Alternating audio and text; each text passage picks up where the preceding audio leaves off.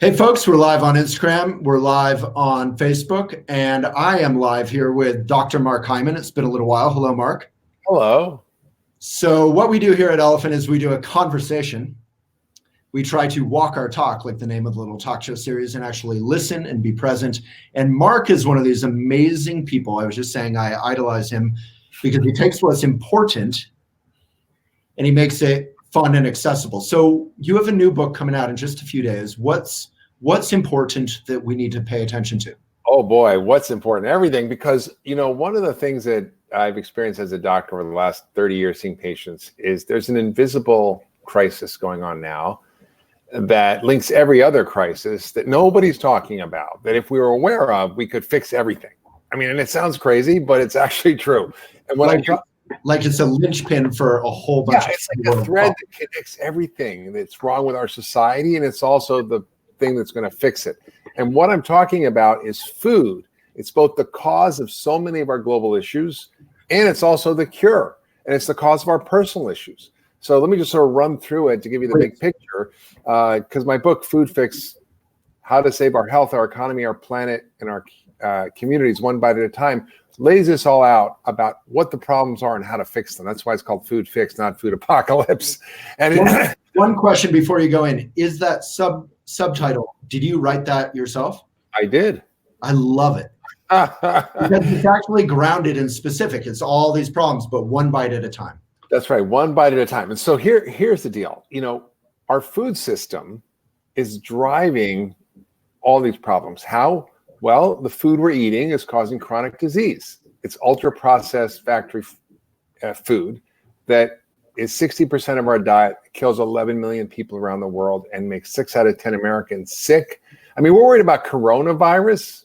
We should be like, wait, 11 million people are dying from eating ultra-processed food. What are we doing, world? But we're all freaking out about a few thousand people. Well, we should be worried about it, but this is far greater an epidemic. Then, of course, there's the economic burden, not just on the government, not just on insurance companies and healthcare systems from Medicare and so forth, which are huge, by the way. I mean, within 5 years, 1 out of every $2 in the federal budget will be spent on Medicare, which is chronic disease. That's crazy, right? So that's a huge issue. I jump in and just ask a question. Yeah. The debate just happened. Yeah. Right. I know you're super politically involved. You worked with President Clinton in reforming his diet after he had some complications, heart complications. But so without asking about your endorsement, like generally which are you into Medicare for all kind of thing? Or okay, let's talk about it. I think Medicare for all is insanity. Okay. I think we should all have a right to health care. We should all have access to health care. We should all be able to get good health care, 100%. And there shouldn't be barriers like we have now and so forth. But saying we're going to pay for health care for everyone without fixing why people are sick in the first place is insanity. We're going to be having even more of a burden on our economy, where maybe 1 out of every, $1 out of every $2, instead of $2, maybe it's, 9 out of every $10 is going to be spent on healthcare. And so I think we have to understand that if we fix the reason why people are sick, we won't need as much healthcare, and that will be the solution. And then if we have Medicare for all, it's okay. And the reason so many people are sick is the food that they're eating. It's the ultra-processed industrial food made from corn, soy, and wheat turned into refined sugar and high fructose corn syrup, refined white flour, and soybean oil that is the bulk of our diet. That's what's killing us. And then, of course, people. So you're our friend. I've interviewed him, and I'm sure you know him, Michael Pollan. He said, shop around the edges of the grocery store. The more exactly. You've seen it advertised, don't buy it. Yeah, I mean, he does a great one-liners. If it's made in a plant, don't eat it. If it's grown in a plant, eat it. If your grandmother wouldn't recognize it, don't eat it. They'd never heard of a Go-Gurt or a Lunchable or I mean, there's some simple principles. If it has a name you can't pronounce, you don't want to eat it. If it's something you wouldn't have in your cupboard, don't eat it. And I go through all those simple principles of how to take care of your own health and what to do to solve the problem for yourself in my book, Food Fix. But just to connect the dots a little bit more, and then we'll go into what people can actually do to fix it. Because if once you understand the scope of the problem, we are living in a critical time, and I don't mean to sound like an apocalypse doomsday guy, but if we don't get this shit right, we're screwed. And not only are we seeing increasing chronic disease, the increasing economy being affected by this, but we're seeing the social justice issues. We know that kids are affected by this. They can't learn in school. We're 31st in math and reading in the world. Vietnam is 21st. I mean, we're seeing ADD rates of 1 in 10 kids. We're seeing poor academic performance. We're seeing, very, very challenges in our kids' behavior. A lot of this is related to food. We're seeing violence and divisiveness and aggressiveness in our society. And again, this is linked to food. In prisons, they give prisoners healthy food, and the violent crime goes down by 60%. Isn't that amazing? It was mind-blowing to me, and they've done it over and over in these randomized trials. And studies on nutrition are hard to do because you can't lock people away and feed them specific diets. But if people are prisoners, you actually can if you get their consent, which they give. And so we had incredible studies showing like 90% reductions in behavior problems in children and juvenile delinquents, 100% reduction in suicides. We're seeing 75% reduction in restraints, dramatic reductions in oppositional behavior, aggressiveness, and so forth, just by changing out the kids' diet. Mental health is such a huge issue. Suicide, opioid epidemic. A lot of this is driven by the effect of food on the brain. Not all, obviously. Poverty and so forth. These are all affected. And of course, the biggest issue that we're not talking about, and no one's talking about, is climate change and food. Yes, we know about factory farm animals and cow burps and methane and all that. And that's important. That's a small piece of it. But the food system end to end is the number one cause of climate change, not fossil fuels.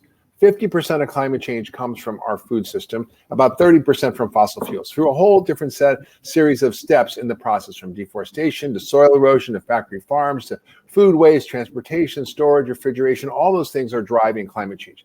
And the environmental degradation. I mean, we're killing our soil. We have maybe 60 harvests left of soil before we run out of soil, which we can't grow food on. Then there's no humans. Our water resources are being depleted. Our 75% of our pollinators are gone. 90% of our edible plant species are gone. So we're facing multiple crises. Our coral reefs are dying, which feed 500 million people on the world. So we're really facing these crises. And the beautiful thing is they're all linked by food, and they can be fixed by food. So here's something. If you want to fix what you're doing to help yourself and the planet and everything else, is become a regenitarian. Now you're going, what the heck is that? I never heard of that before. That is my question, yeah. I heard of vegetarian, I heard of vegan, I heard of paleo, I heard of keto. I never heard of regenitarian. Okay, I kind of made it up. That's why. So it's essentially a way of eating that is from an agricultural system that restores the soil, that conserves water, that increases biodiversity in pollinator species, that actually produces food that's more nutrient dense, that has animal agriculture included in it, because that's the only way to build soil. But the animals have a very good life, and you don't have to eat them or not. It's up to you if you're a vegetarian or vegan, but you need the animals to actually build soil. The poop and the pee and all that is part of the cycle. That's how we got 80 feet of topsoil in the Midwest from like 60 to 80 million buffalo running around 150 years ago. So you can source foods from farmers markets, from getting on a community-supported agriculture system, which is where you get your local farmers who are actually doing a lot of these practices. You can buy the CSAs are obviously more affordable, and you can pick them up. Yeah, seeing an organic, regenerative food at a fraction of the cost of even regular groceries that you'd find in a grocery store that aren't even organic. And a little footnote, a big part of what you're addressing here is social justice issues, affordability, food access. So this isn't just some sort of California, New York City kind of lecture of how people should eat. No, in fact, we work with a lot of underserved communities. We work with, community gardens. I mean, I was in Atlanta at the Ebenezer Baptist Church. They have a 2-acre garden next to their church, which is run by the local citizens who are often underserved. And you've got, Ron Finley in LA, in South Central LA, who's a gangsta gardener who's creating food forests instead of food deserts, hiring people and getting convicts and prostitutes and drug addicts rehabilitated through growing food and eating food in their community. So it's pretty amazing what's happening on the social justice issue, but it's something we have to drive. And the good news is food industry is paying attention. General Mills committed 1 million acres to regenerative agriculture, which is crazy. Kellogg's just announced they're getting glyphosate, which is Roundup or weed killer, out of their cereals within 5 years. Burger King. I mean, I'm not saying a Whopper is healthy by any stretch of the imagination, but the Burger King ad is blowing up, which essentially shows a big Whopper molding over 34 days, turning and rotting. So we always say only eat food that rots, right? So what they don't care about that. What they care that consumers are making choices. They don't want preservatives. They want chemicals in their food, and they're changing their products and they're changing their practices, which doesn't have broad scale change. So I'm super excited. Now, not everything you can buy is regenerative, obviously, but you can move towards that. And then you can do simple things that have an impact, for example, on your on the climate and your health and the world by actually recycling your food waste, by putting it in compost. Now, food waste is one of those things like, oh, what's that? But 40% of food is wasted, a pound for every American every day, right? It's $1,800 a year for a family of four. It's like throwing $1,800 in the garbage. And it's a problem globally. It costs over $2 trillion a year in wasted resources. The food would have to be grown on a landmass the size of China. And that's not even the half of it. Climate change is connected to food waste because when you throw your veggies in the landfill, they rot and they off-gas methane, which is 25 times more potent than carbon dioxide. And if it were a country, the amount of greenhouse gases it contributes is third only to the US and China. I mean, it's a big problem. So simply having a compost bucket in your kitchen, you will allow you to sort of save the planet, basically, and get rid of this sort of. I always been composting for 40 years. I have a compost thing in the backyard. It doesn't be fancy. I bought 2x4s, handed them together in a little box, and I throw my food scraps in there. And I have a bucket under my sink, and I just throw them in there until they're done. I put it in the thing, and I just kind of leave it, and it turns into this incredible soil, which you can use yourself on a garden or a farm. You can put it on your grass. It'll actually add carbon to the soil. You can give it to your local farmers markets where there's farmers who might want it. In certain cities like San Francisco, it's mandatory composting. In France, it's mandatory. In Massachusetts, it's really cool. There's a law that prohibits grocery stores or food service providers from throwing out their food waste if they throw out more than a ton a week. And so dairy farmers are struggling. Nobody's drinking milk anymore. And so they partnered with this group called Vanguard Renewables to create anaerobic digesters. Essentially, it's just giant stomachs where they get 3 tractor trailers full of food on this one farm, put it in there, throw some cow poop on there, leave it, it cooks it up, and turns into electricity that heats 1,500 homes and makes the farmer who's losing money $100,000 a year. Wow. So it's an amazing solution, and you can be part of that. So there's really simple things you can do, whether it's just moving your diet towards more real whole food, getting off the industrial food train. I mean, 60% of our diet is industrial food. And when we stop eating it, they're going to stop making it, right? So it's so powerful what we can do. Yeah, I love that you make that supply demand point because, as you probably know, you're a media guy. There's been a big kind of trend this year to say it's just 50 companies that are responsible for most of climate change. It's not our problem. Stop making us think we need to make changes. It's about them making changes. And you're like, well, capitalism is supply and demand. Most of those 50 companies are fossil fuel companies. If we drive less, if we eat more locally, if we do a lot of the things you're talking about, we need less fuel, right? So we can drive the market. We do. We are. I mean, Nestle, Danone, General Mills, Cal. I mean, these companies are changing, and they're changing what they're doing in their products, and they're supporting big efforts around regenerative, sustainable ag. Campbell's got GMO out of all of their foods. Stop buying GMO. If you do that, and there's non-GMO labels, there's no GMO label, but there's non-GMO labels, by eating organic, you're going to actually force the marketplace to make different stuff. That's why Kellogg's was embarrassed by consumers who said, we don't want glyphosate in our Cheerios, or whoever, I don't know if it's Kellogg's makes Cheerios, whatever. And they were outed for what they were doing, and that's why they changed what they're doing. So, and I think we have a tremendous power that we don't realize we have, and we shouldn't be apathetic because it does matter what our choices are. It does matter what we buy with our wallet. And I say we can vote with our fork, we can vote with our wallet, we can vote with our voice, we can vote with our vote. And yes, we need to make those companies accountable, and that's what consumers will do. And I agree, these companies are going to respond to the demands of the consumers, and we see it happening. And that's what sort of got me so excited about this Burger King ad. Not that I want to eat a Whopper or that I think anybody should eat a Whopper, but it's like, that's what's happening out there in the marketplace. Yeah, a whole group of us, some influencer types in Boulder, we got together, people who are involved in Game Changers, the movie that's on Netflix about the vegan health. And the entire movie doesn't even talk about animal welfare. It's all about the healthy diet. And we all went to Burger King on the way there. And that's the only the first time I've been there in 30 years, and we all got those Impossible Whoppers. And yeah, I mean, it's not something I would go back for, and I'm vegan, but it's, it's fun, and it's cool to see a major corporation embracing that kind of change. Sure. Yeah, absolutely. It's a pretty exciting moment because, most movements start in the periphery. They don't start at the center, right? So the Congress is not going to change. The industry is not going to change. We are making them change. And that's how we got gay marriage and civil rights and women's rights and abolition. All the things that were major change in our society came from people standing up and saying, we're not going to take it anymore. We want something different. And that's what I see happening. And I see it happening across communities. All kinds of communities, and not just sort of the coastal elites. Yeah, exactly. Yeah, there's this wonderful quote. One of my idols, FDR, said he's meeting with some activists, Franklin Delano Roosevelt, and he's saying, "I want to do what you want me to do. Now make me do it." Exactly. We have to push and advocate and kind of force that change.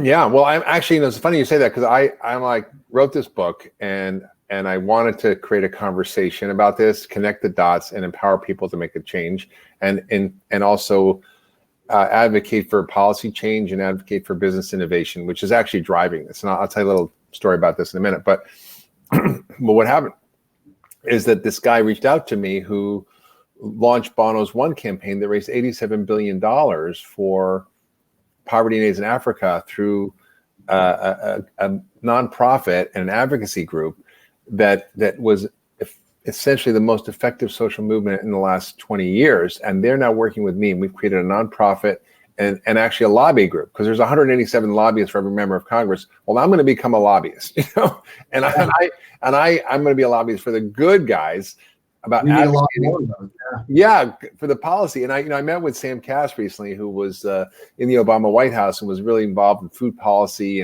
and improving nutrition standards in schools and so forth. And he said, Mark, you know what was amazing to me when I was there?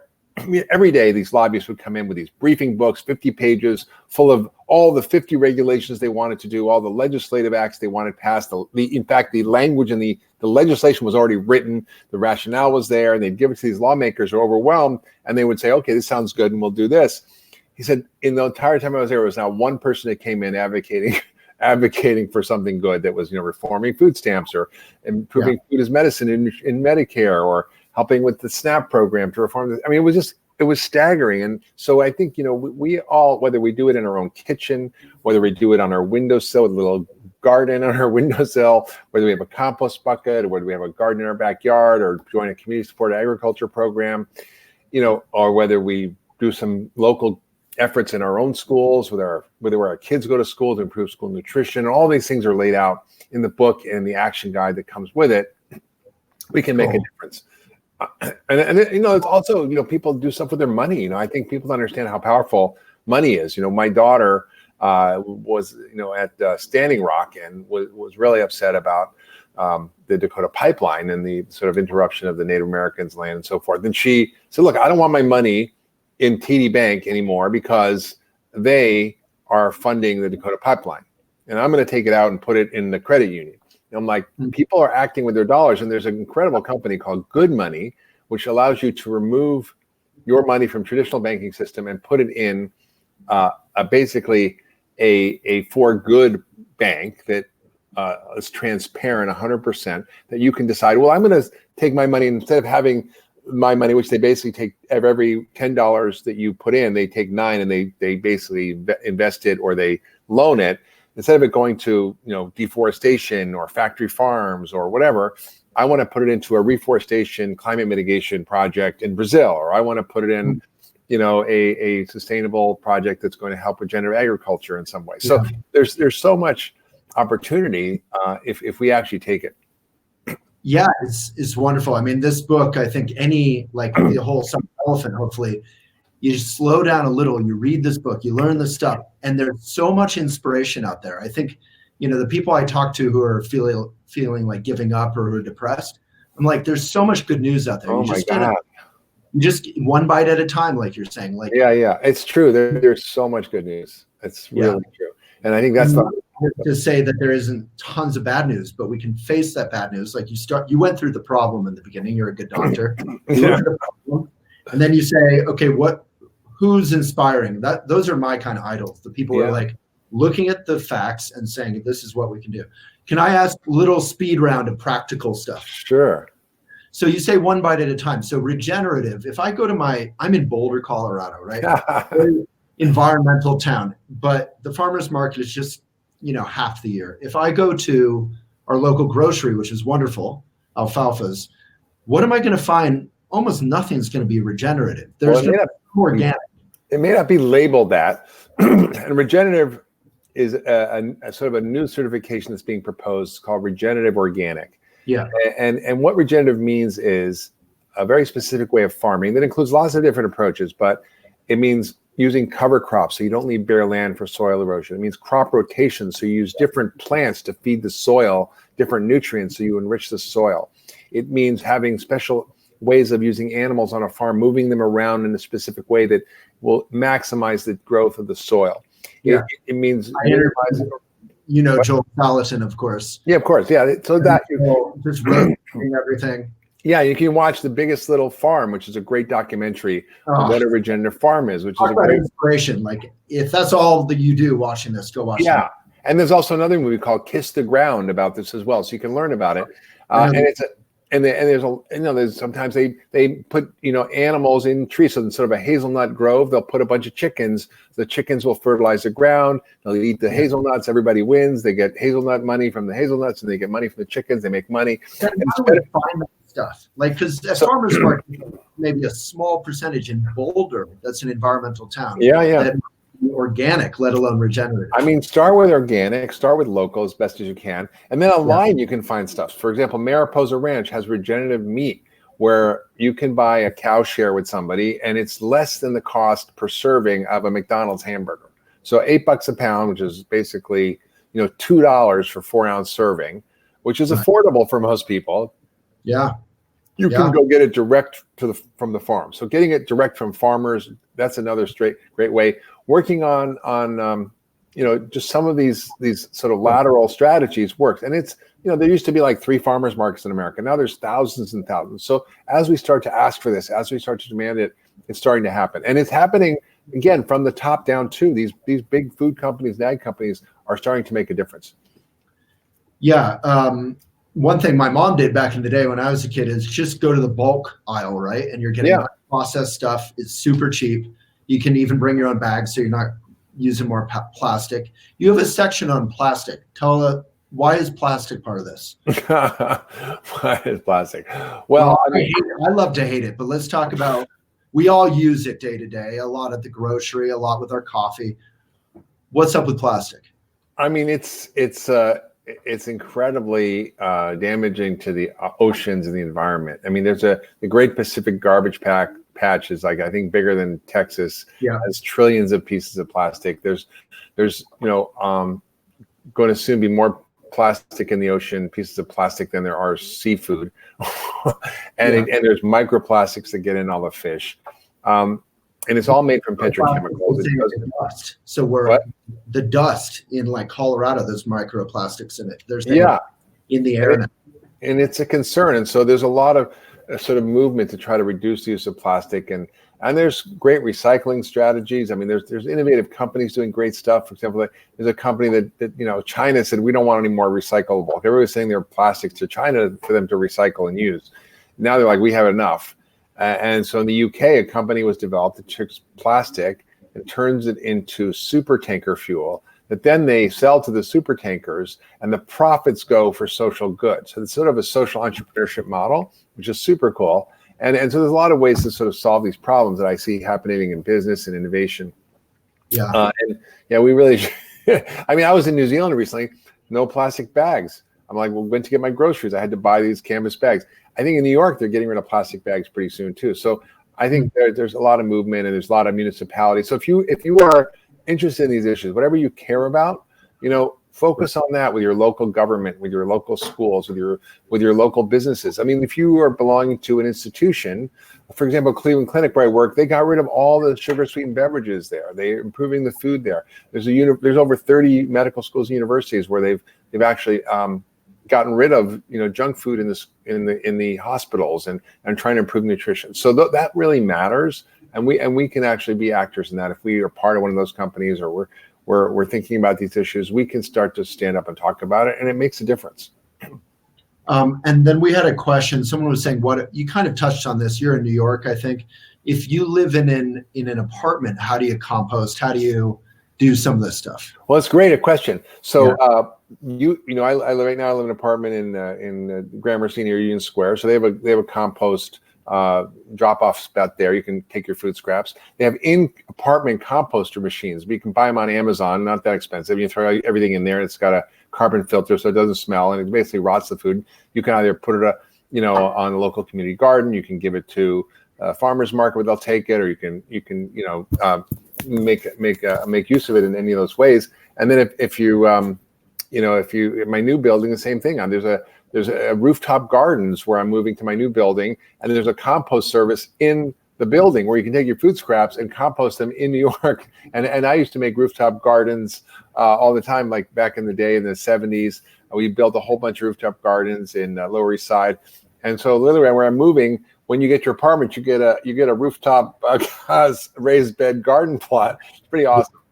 Yeah, I love that. So if you're in an apartment, maybe not in a progressive area of New York City or something, you can, like you were saying, I think you can put it in a bag, big plastic bag or something, put it in your freezer, take it out. You can take it to a community garden somewhere. Yeah, and even in the Bronx, on my podcast, The Doctor's Pharmacy, soon I'm having a woman named Karen Washington, who's in the Bronx, who's an African-American woman who's creating community gardens and creating a food movement in that community, feeding people who are really struggling with overweight and all kinds of health issues, and getting them to actually be part of the community gardens. And they're doing compost, they're doing all these things. The same kind of programs in Oakland and California. And so they're all over the country. You see this starting to happen, and it's really encouraging because people are taking control of their lives in ways that we actually haven't seen in a long time. So maybe a final question, since you just kind of touched on it, but we all have sort of dark nights of the soul about this stuff. We're looking at climate change. We're looking at the momentum of capitalism. I'm not a capitalism hater, but there's a voracious nature to what we're doing to nature right now, whether it's on forest or what we're seeing in Australia or just in our own backyard. I'm in the Front Range. Millions and millions of people are moving here, literally, and just seeing the kind of the nature just go away. It's all becoming one kind of sprawl. And do you have moments? I mean, you're traveling around, you're talking to some of the greatest minds in this space. Do you have moments of feeling like giving up, or do you generally feel super hopeful? I'm a pathological optimist, so I'm always hopeful. But I do get how it's discouraging. But when I started to look into this, and why I wrote the book is I began to see what's possible. Someone posted on my Instagram. No, I think Hugh Jackman posted on Instagram about my book, and someone about climate change and reversing climate change with food and how we do that. And someone posted, "You can slow it, you can't reverse it." And that I think is a sentiment that people have. But if you stop fossil fuels today, we'd still be in trouble. But there's a book called Drawdown, which edited by Paul Hawken, that had about 80 of the world's top scientists from 20 plus countries looking at all the solutions we have today to actually reverse or draw down carbon out of the atmosphere. And also to just end with this, which is actually pretty encouraging. Yeah. The top solutions, the top causes of climate change are food, and the top solutions are food. The UN said that if we took 2 million of the 5 million hectares of degraded farmland around the world where the soil is destroyed, and we did regenerative farming, which would cost about $300 billion, which is the amount of money we spend on military spending in the entire world for 60 days, and less than the amount we spend every year on diabetes in America from Medicare, okay, that we could stop climate change for 20 years by drawing down carbon out of the atmosphere. So people don't realize that they've been rainforests, trees, and so forth. We've lost over a third of our topsoil since the Industrial Revolution. There's about 1 trillion tons of carbon in the atmosphere. Of that, a third, or about 300 to 400 billion tons of the carbon came from the soil that was ruined, eroded, and degraded, that now is in the atmosphere. But the good news is the soil can hold 3 times the amount of carbon in the atmosphere today if we took care of it. All of the trillion, yeah, we can literally draw down all the carbon in the atmosphere to pre-industrial levels if we scale this up. That's why this is such an important issue. And by the way, you produce better food that's better for you, that's better for the farmer, making more money, better for the environment, builds ecosystems. And people think, oh, you have to include animals and so forth. But I mean, the truth is, and studies have shown this, that if you're a vegetarian or a vegan, you're eating food that's grown with agriculture that is inherently destructive because it destroys the habitat of animals. And literally 7 billion animals die every year because of eating grains, beans, and vegetables. How? From destroying their habitat. The gophers, the moles, the rabbits, the insects, the birds, all are killed because of just agriculture. You can't get away from it, whether you're a vegetarian or a vegan. And I think it's important to recognize. Yeah, for sure. Vegans aren't perfect. I'm vegan, but the argument there would be not that vegans are perfect, or even because I'm a big advocate for local and regenerative. Because if you're just eating vegan, crappy processed food, chips and soda is vegan, right? Right, and plastic is vegan. But the logic is that it takes so much grain and corn, all that, to feed animals. Yeah. You're consuming 100%. so much less if you're vegan. But anyway, whoever we are, vegan or not, we shouldn't be eating this processed stuff. And I think, but what's interesting, just to finish on that, we think we are vegan, we save the world. Like, for example, Impossible Burger is great, and it does use a lot less carbon, release a lot less carbon than conventional factory farming. But independent life cycle analysis of both the Impossible Burger and regenerative raised beef burger showed that the Impossible Burger, while it was better than a conventional factory farmed beef burger, still added 3.5 kilos of carbon, while the regenerative burger took out 3.5 kilos of carbon. So you'd literally have to eat one regeneratively raised beef burger to offset the carbon emissions. And you're not eating grain, they're eating grass, which is they're upcycling nutrients we can't eat. And 40% of the farmland, you can't grow vegetables or grains or beans on. It's only suitable for grazing. So this is a solution that can help provide, incredible benefits to the environment, can draw down climate change. It's much more humane for the animals. It's a win-win-win for everybody. And even if you want to be a vegan or vegetarian, that's fine. I don't care. It's just like, this is part of the solution. For sure. I mean, I think, grass-fed, regenerative animal agriculture is far better than factory farming. I always say, as a vegan, our common enemy is factory farming. Yeah, totally.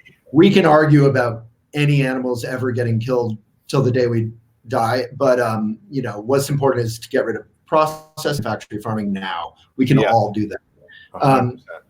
I would still argue that you could have a regenerative veggie burger, right? You can, for sure, but the truth is, the way you build soil is you need animals. That's how we got, that's how we got 60 to 80 feet of topsoil in America, in the Midwest. Buffalo, we had 60 million buffalo. They weren't causing climate change. They were just pooping and peeing and eating grass, right? I know. No, I mean, it's magical. We've all seen the video. I think it went viral. The wolves being reintroduced to Yellowstone. Yeah. When you introduce these animals, magic happens to the ecosystem. Yeah. Anyway, we can have a vegan debate later, but I think we're on the same page in terms of saving the whole planet and our health, which is so fun and exciting. I really appreciate your work. You have amazing energy, which must be related to your diet.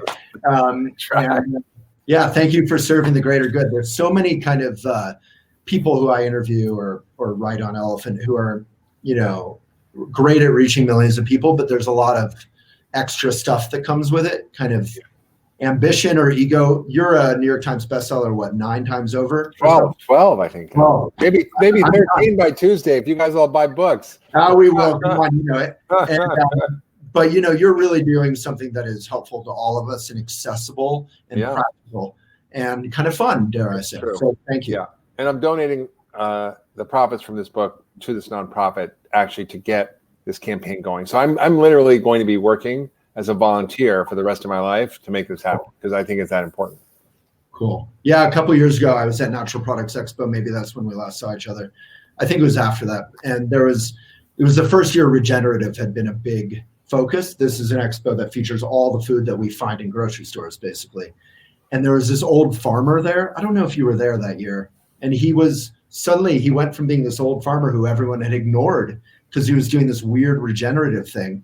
For 40 years, he'd been doing it. And at that expo, he was like a celebrity. Was this Gabe Brown? No, he was, no, I'll figure it out. I'll send it to you. I'm sure you know him.